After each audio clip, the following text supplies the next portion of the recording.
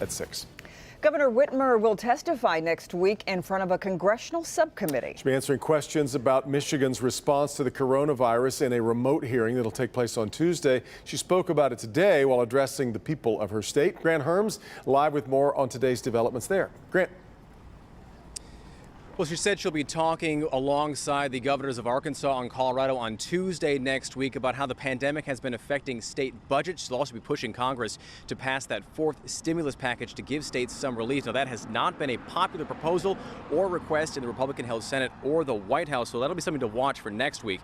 As for this week, she announced the creation of a new workforce development board aimed at creating jobs for those who may have lost theirs during the stay-at-home order.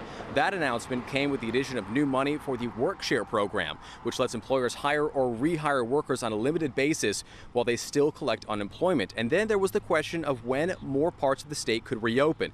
Both the governor and the state's chief medical officer saying Michiganders, if we stay the course, some regions in the state could move forward into their next phases in the coming days. As we continue to aggressively increase testing and the downward trend in cases continues across the state, in the upcoming days, we will be able to move forward different regions of the state in the next phases of the My Safe Start plan. I believe that if we continue on the trajectory that we are on in the coming days, we'll have additional regions that will be looking to moving forward. Now, that announcement comes as the state has begun to relax some of those requirements for who and how we can get tested.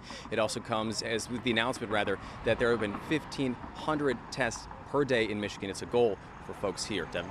But interesting, Grant, the governor did have a few things to say about what's been happening in Minneapolis as well.